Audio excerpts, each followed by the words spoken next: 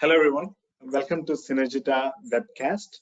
Today, we have another episode as we bring expert views, opinions, and best practices for HR community. Let me start by giving an introduction to today's guest, Binu Varghese. He's a seasoned executive with 20 years of success in acquiring customers and building long-lasting partnerships. Currently, Binu is the Vice President of Revenue Management at Synergita. Thank you, Binu, for your time. Hey, Sajin, how are you? Good to meet you. Thanks for having me. Absolutely, pleasure. I think I want to start off with where we are today. That's my favorite segment. Today, talent marketplace has become very competitive. You know, attracting and retaining talent is number one priority for HR. So what are you hearing from your customers on attracting and retaining talent? Yeah, that's a good question to start with. I think that's something that's on the top of almost every HR person's mind, and I couldn't agree more. When you think about it, kind of coming out of this work from home period, right? HR teams are kind of doing a lot to create a very physical, welcoming atmosphere. Customers are also really spending quite a bit of time to create a very purpose-driven kind of culture, what they've built so far for all these years, and now they want to kind of bring it into the office so everybody feels the energy and the need to come back. I've talked to a lot of customers, and they've all kind of given me more or less the same consistent theme. They have an almost event-like initiative in the organization to create or recreate that atmosphere so that they can have their employees come back, they can create and increase the level of engagement that they saw pre-pandemic. As I think we can all agree, that 2-year period definitely had a very profound impact on individuals, on businesses. So we all want to kind of get back to that familiar point. You know, coming into office, having platforms for social learning, engaging with each other, having very complex problems solved just by sitting across from each other. Work from home itself has had its own set of challenges, and I think trying to attract people with the benefits of working from a physical environment, but having a collaborative platform in place to do that becomes an extremely strong and necessary thing today. I'll give you a very simple example. When you look at how things were, say, pre-2020, not only did we have all the same systems that we had today for the most part, but we used them effectively. Those systems, some of them kind of just disappeared away. Take, for example, the feedback component, right? I remember when I used to celebrate events that my team did. It was monumentally impactful. Not just on the platform, but it made it physical as well. During a lockdown period or a work from home period, it was just part of that. So the effect was diminished significantly. I know that's one thing that people are trying to work around or work through so that people feel that sense of comfort and oneness all over again. Absolutely, absolutely. I think you touched upon how organizations are adapting to this evolving situations. But do you want to spend a little more time, expand on what your customers are doing specifically to adapt to this evolving situation?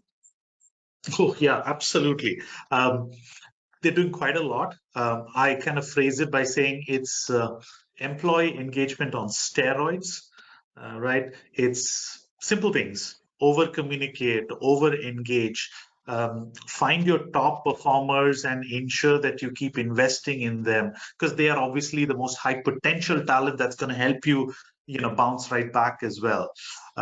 Focus on a lot more exposure, skills centric activities. So it's not about just going to a link and clicking and learning stuff. It's a conference room or a classroom kind of session. So there's collaborative learning involved as well. I mean, there's a lot. Even simple things like less meetings and more conversations, more gatherings. Customers are taking it very seriously.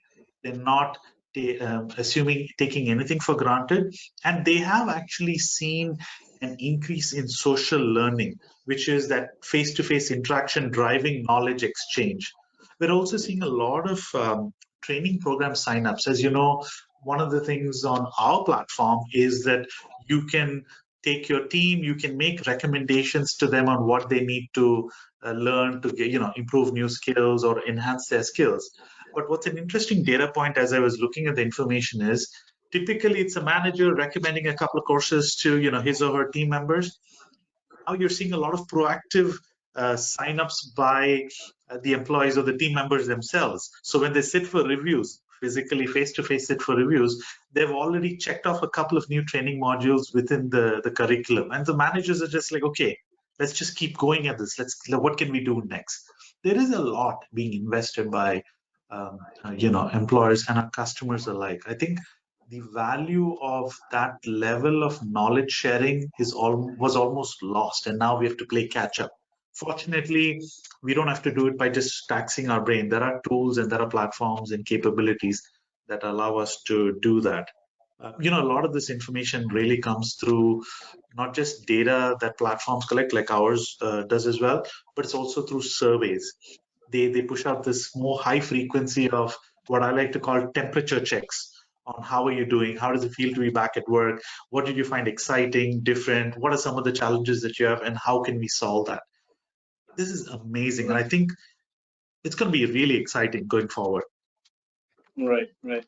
I think it's great to hear that our customers are able to communicate and engage and identify top talents and develop them, giving them a sense of satisfaction. Uh, how is it different from other companies? What are you hearing from different companies? How are they addressing this challenge about attracting, retaining talent from the market, as you spend so much time talking to prospects and prospects across the world, right? Yep, true. I'd say there are three top challenges that I've heard from our customers. The first is acquisition, talent acquisition. The second is risk mitigation. You acquire all of this talent, you onboard them, how do you keep them?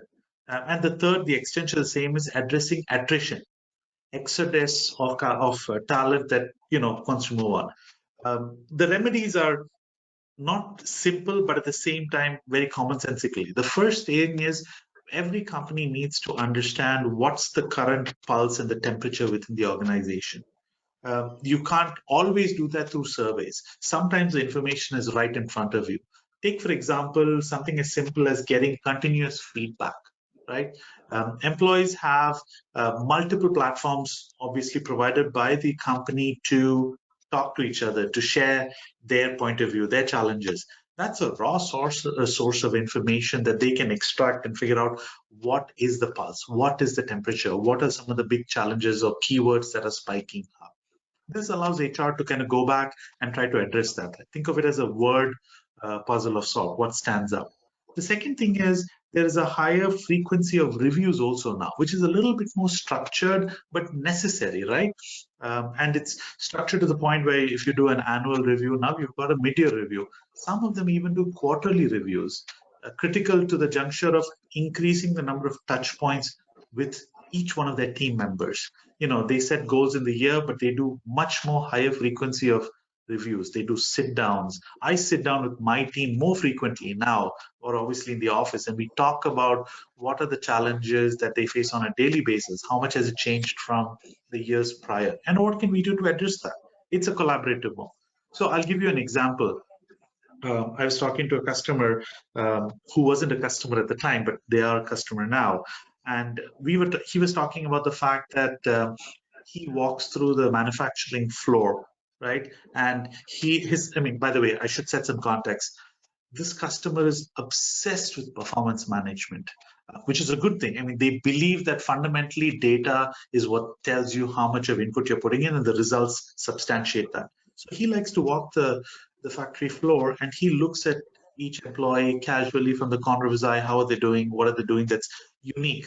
That shows that extra. And what he does is when he sees something, he takes out his phone and types a note. for that particular employee, and then he'd like to collate all of that.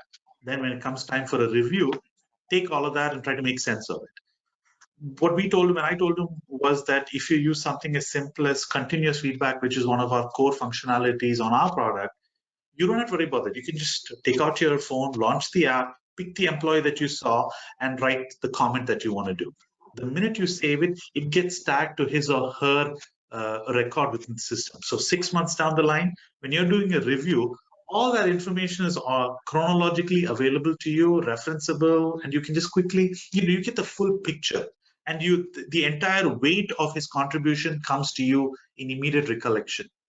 And you're able to be very fair, unbiased, and honest in how you provide that feedback. So it's about some of these things that they also appreciate, and that makes a world of difference to them.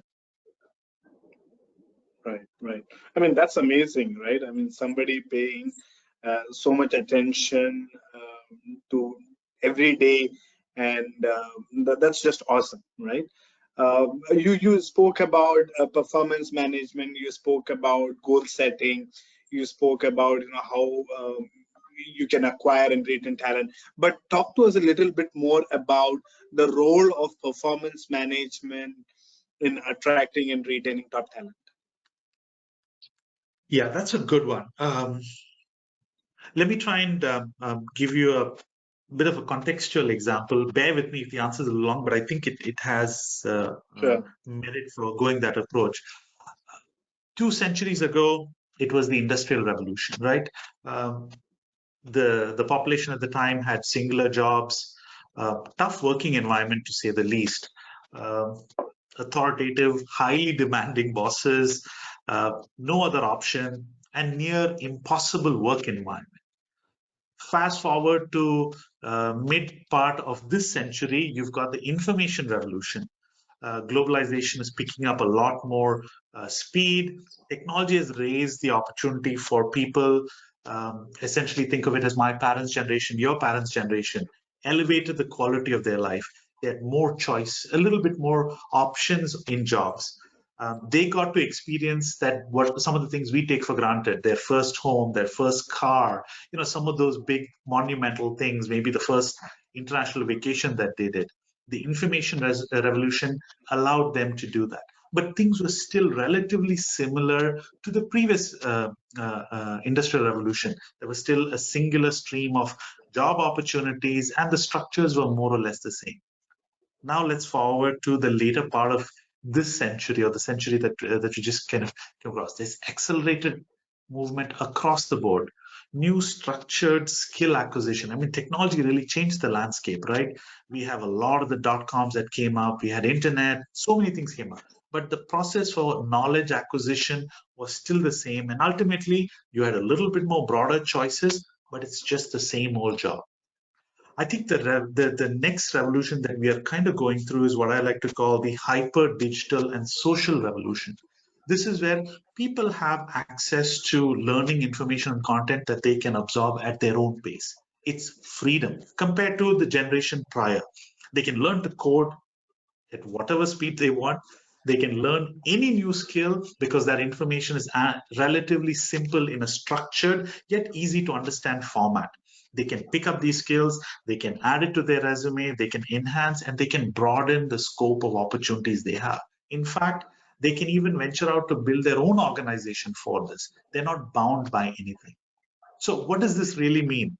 This is the age that we live in today, Sajin, you and I. You want to retain talent?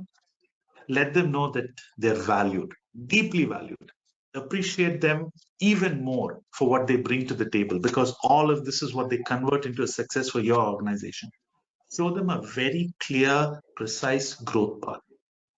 Give them value to broaden their skills. I mean, don't let them go outside to acquire that knowledge. Be the platform that they can get from you. They want to come to you, talk to you, I want to learn these skills. Absolutely. Thrust them to avenues to get that. And give them those streams, because when they realize that they've acquired from you, they have a vested interest in trying to make that work for them and for you as well. I think there's a lot we can learn from just that anecdotal reflection. And some of this can actually be very effective if done well. Wow.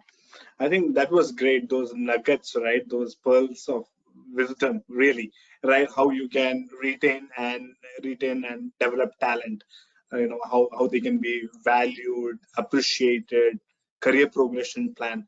That's amazing, right? You kind of spoke a lot about performance management, and you speak continuously about continuous feedback, right? Um, and you might have spoken about continuous feedback couple of times in this conversation also. And then I want to know how companies are responding to continuous feedback. How do they drive it? There are one segment of companies who kind of struggle to drive feedback just once in a year, maybe twice. Now we are talking about continuous feedback. So how are companies responding to that? How do we make it easy for them? So there's two parts to that from a continuous feedback perspective. The first is where in the performance domain, right, and the other is in the engagement domain. What I mean by that is the medium kind of what we adopted or saw being adopted or in the last 2 years, which is a very singular, almost monotone approach, is now coming back to a very familiar face-to-face approach, right? So from a performance perspective, when you talk about continuous feedback, you are giving inputs to somebody over a single video chat or whatever. It's absent of body language, it's absent of emotion, it's just something that's being put out there, right? That's not necessarily fair to the person on the receiving end, right? The engagement part of it is being able to capture snippets of positive moments, opportunities of appreciation, and feeding that into the continuous feedback process, so that when you look at it as a singular point, you're able to look at both of them in a relative related context. That's where I think this continuous feedback becomes extremely important. The second is that you want it to be more interactive. You don't want it to be chat based. You don't want it to be a one-on-one. You want to sit down with your team member, your manager, and talk to them, then document it. Ensure that as he or she grows in the organization, that information as a historic reference point also stays within your system. You can look at it, you know exactly how when he or she joined the company, what was their, the inputs they got, the comments that their managers made, and how that person has grown, evolved, and matured within the company. We think that having something like this is extremely important, no doubt. The second point is creating context for it is even more important. No point somebody saying, thank you so much for helping me with this project, if that contribution cannot be related to the overall performance that that individual has done within the organization. So continuous feedback is tremendously important in the performance paradigm and for individuals for their own valuation from what they do for the company. Right. I mean, so if you just think about it a little more, right? You'll see that HR leaders are struggling with budget and bandwidth, right? Now, how can HR organizations drive continuous feedback without putting further pressure on the bandwidth? Yeah, that's a good question. It's the answer is a little tricky, obviously. It's a tough one too. See, about a quarter ago, roughly about a quarter ago, the market news was pretty prominent with the fact that I think the US market used the word the great resignation, people moving on to other jobs, people taking a break, right? In India, as an example of a market, there was a similar this as well. But now if you look at the news, that's kind of shifted. The news and the current paradigm that's being talked about is spend less, try to get more.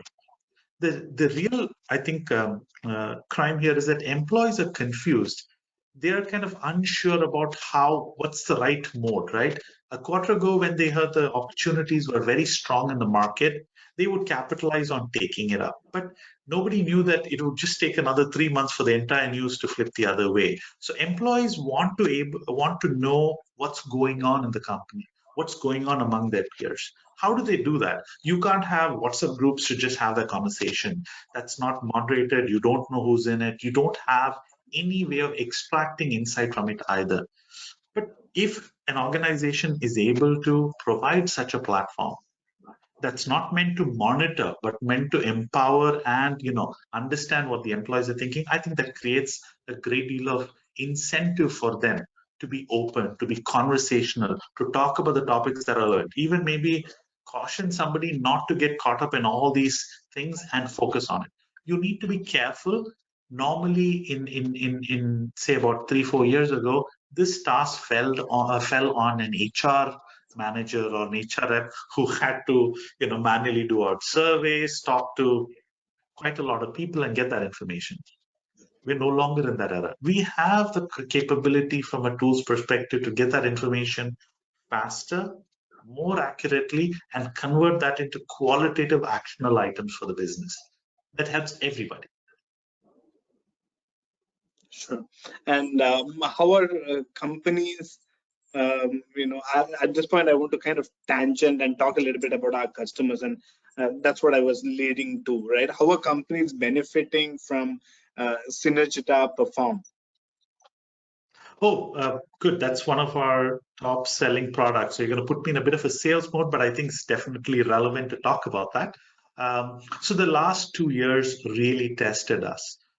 But I think if you look at the end of the tunnel, we're still here, right? We've read a lot of news about organizations going through extremely choppy waters. Some unfortunately didn't survive.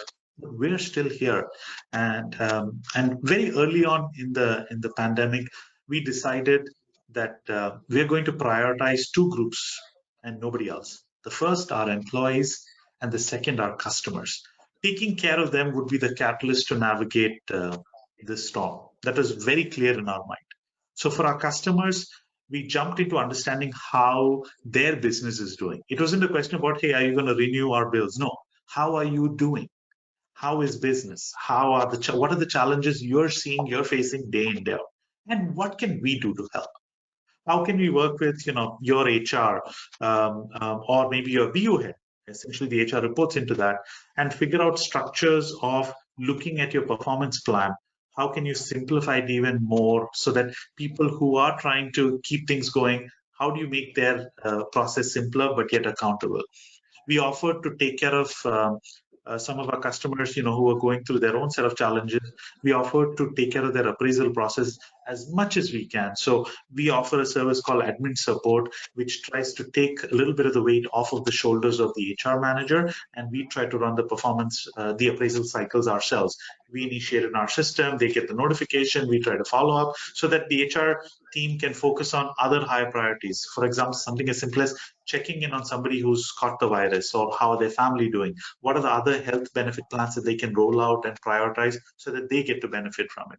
So we did everything we can, and we told them to talk to their employees. Take care of them. We'll do everything we can to cover things on this side of the business. We also try to support the management as much as possible because they're looking for insight. How many of them have taken the vaccine, first shot, second shot, third shot? We built in a couple of widgets that allow them to track that information so they can also plan for when to come back to work. Is the office ready? Is the employee population ready? Are they going to be safe? Are they going to feel comfortable coming in? So we are, after all, a performance management system, right? So we know the thing or two about what we can do to take care of people and how we can help them do that. Now, I don't want to sound too salesy, like I said before, but at the end of the day, we really felt that if you invest your time and energy in the right place, you can really see the returns on that. And I'll end with what I started. We are still here, and so are a lot of our customers. So I think we did something right. Sure. Yeah, I hear you that you don't want to sound salesy, but I'm gonna ask you a follow-up question on that, right? What are the tangible benefits that our customers can see in 90 to 120 days? So I think let's talk about something like, say, continuous feedback for a minute, right? That's, I think, something we've used across this conversation, but relevant nevertheless. With continuous feedback, you will be able to start to see very intellectual data in categories like appreciation, empathy, confidential notes. You can't see the notes, but you'll know the level of interaction happening between employees. You'll be able to see a huge level of spike in the level of engagement that they have. I'll give you an example. Just this morning, I was on a call with a customer. We were doing a quarterly business review as well, and I was going through, their appraisal cycle data, their continuous feedback data, looking at when they conduct all of these things and when the workflows get initiated. And as exactly as you expect, if I overlay the chart, the visual data on top of each other, you could exactly map or draw out when their appraisal cycle happens, when continuous feedback happens, when do they start to communicate with each other, giving them inputs, insights, feedback, all of that. The lines were near parallel as overlapping, not parallel, sorry, overlapping. And I think that validated my point that if you have and create an open, engaging environment, you will start to see that results on the floor. And with us, we are able to extract that level of data from our system, make it available to our customers so that they can make intellectual decisions that are valuable for the business, valuable for their employees, and essentially keep that going. Sometimes that's from a management perspective. I think from an employee perspective, you want to create familiar environments as well. So again, with continuous feedback, we try to mirror it as much as a social visual representation as possible. So if you do get a chance when you look at our product, you'll see that the way they contribute to the community, employee community, is near identical to the way you do it in your larger social platform. This is obviously far more safer, private, and obviously more supportive. Sure. So at this point, I want to briefly talk about customer success, right? You'll see that a lot of organizations subscribe to business softwares, but end up not getting a full value out of this software. So how do you ensure, and your team, how does you and your team ensure customer success? Yeah, so the word that's most frequently used within our customer success team is empathy. You have to have empathy to what the customer is going through. They are not a number, a transaction, or business. They are individuals, and if you are able to convey value to them, convey a human interaction to them, they will see that and they will resonate that back to us. We're very, very sensitive to our customers' business and the impact that they were weathering, especially during the last 2 years. And we are not immune. We've also had challenges like every business, right? But where they had challenges, we talk to them and try to advise them with our collective experience on what they could do to navigate around it. And they showed great appreciation. The critical thing that we always told them to reassure them was that we're in this together. No one company can just individually survive any of these challenges. Only if you work together can you actually make this happen. So in that sense, when my customer success team's priority and belief, which proved true at the end of it, was that if you do what's right for the customer, support them, help them, guide them, be as flexible as you can be, when things get better, they will come back to you with so much of value and a long-term opportunity that it's going to be much worth it. And I sit here today telling you that's the ground reality of it. Our teams talk to every customer every month. But what's also pleasant is that our customers reach out to us even more frequently now, not with problems or issues, but to just generally talk about how things are going. And that's amazing when you think about it from a customer success standpoint. Sure. I think that's a good point to end the conversation, right? Empathy and how not to really treat as numbers, but letting them know that we are in this together. I thank you, Binu, again for your time, and that brings us to the end of this episode of Synergita Talentcast. Until next time, wishing you all the very best. Take care and bye bye. Thanks, Sajin. Take care. Bye.